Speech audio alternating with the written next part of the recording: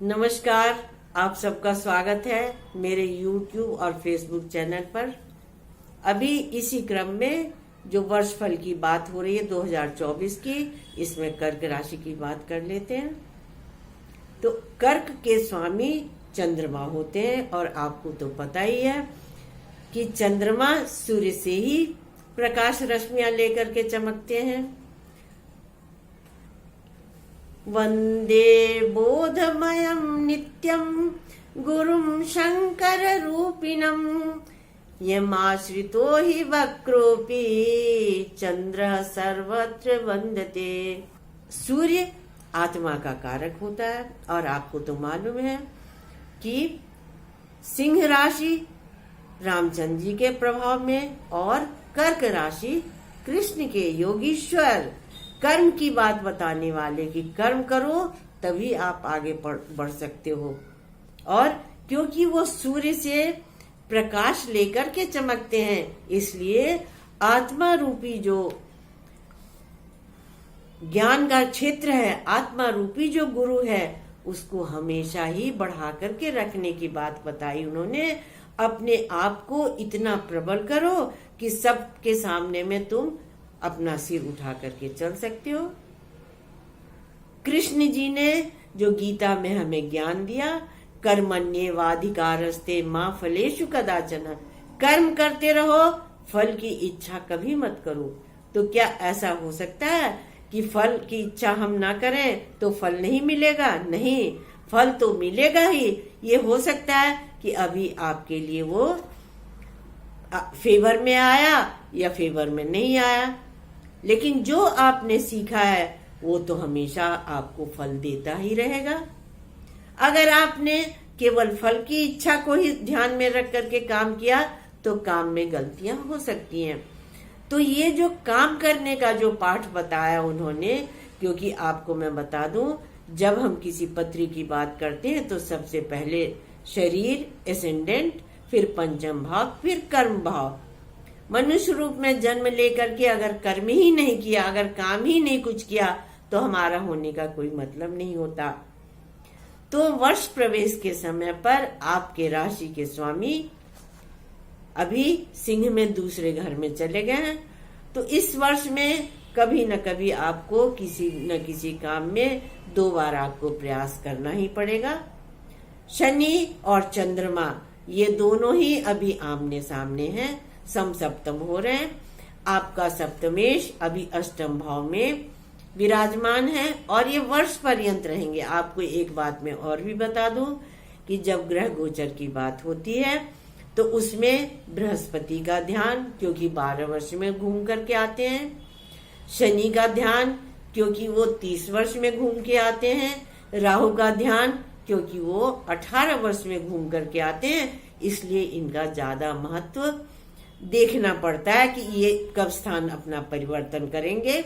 उसके हिसाब से ही, वैसे तो जब भी इसकी ग्रह गोचर की बात हो तो अपनी पत्री में अवश्य देखें कि कौन सी दशा चल रही है और क्या उसका असर हो रहा, उससे इसको मैच करेंगे तो हमेशा ही प्रसन्न रहेंगे। तो आपके भाग्येश बृहस्पति अभी आपके कर्म भाव में है, तो कर्म में आप बहुत ही कुशल हैं। हालांकि आपके कर्मेश अभी 6ठे भाव में चल रहे हैं, धनु में, फिर वो मकर में आएंगे। तो काम में तो आपका मन थोड़ा कम लगता है, क्योंकि आपका पंचम भाव का स्वामी मंगल अभी 6ठे चल रहा है। इसके लिए थोड़ी सी आपको काम को टालने की प्रवृत्ति अभी आपको हो जाती है। काम को टाले नहीं। और आपको मैं बताऊं कि अक्सर ही ऐसा देखा जाता है कि राजनीति से संबंधित लोग कर्क के प्रभाव में ही होते हैं। बुध और शुक्र ये भी अभी आपके पंचम चल रहे हैं। इन ग्रहों का भी स्थान परिवर्तन होगा तो उनका भी आप लाभ ले सकते हैं और अपनी आत्मा की शक्ति को हमेशा ही बढ़ा करके रखेंगे तो आपके लिए बहुत ही अच्छा फल होगा। अभी आपके राहु भाग्य भाव में स्थित हैं, जो शनिवत काम कर रहे हैं, इसलिए भाग्य में आपकी वृद्धि होती रहेगी। बृहस्पति अभी तो आपको शुभ फल दे ही रहे हैं, 1 मई से जब वो वृष में जाएंगे उस समय भी आपके लिए बहुत ही अच्छा समय रहेगा। विवाह का प्रसंग आपका मई के बाद में आता है, उस समय अगर आप करेंगे तो आपके लिए बहुत ही शुभ फल होगा। सूर्य और मंगल ये दोनों ही और शनि ये आपको विदेश यात्रा का योग आपके लिए बनाते हैं। हालांकि एक बात का आप ध्यान रखें, शनि की स्थिति चोट दुर्घटना से बचने के लिए भी आगाह कर रहे हैं, इस पर भी आपको ध्यान देना चाहिए। और जो भी काम आए उसको आप मन से करें, काम को टालें नहीं, तो आपको बहुत सफलता मिलेगी और आप बहुत ऊंचाई पर जाएंगे। मंगल का आपके जीवन में बहुत ही अच्छा असर होता है, क्योंकि मंगल आपके 2 भावों का, 10th भाव और 5th भाव का कारक है।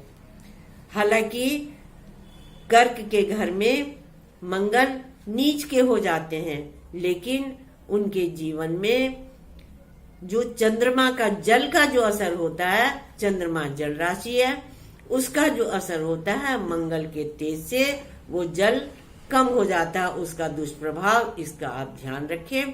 तो जहां तक मंगल को आप साधते रहेंगे वहां आपके लिए अच्छा ही अच्छा होगा। संतान का ध्यान रखें, परिवार का ध्यान रखें, आपके लिए हमेशा ही शुभता होगी।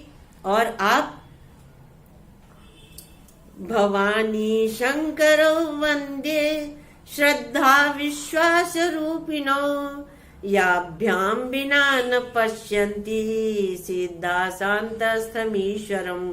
इस मंत्र का जाप आप करते रहें, इससे आपके लिए बहुत अच्छा रहेगा। आपकी आत्मा भी बहुत प्रसन्न होगी, परिवार, संतान, मित्रों के साथ में प्रसन्न रहें, सब प्रकार की खुशियां आपके लिए आए और वर्ष 2024 को आप एंजॉय करते रहें, तो आपके लिए बहुत ही अच्छा फल होगा।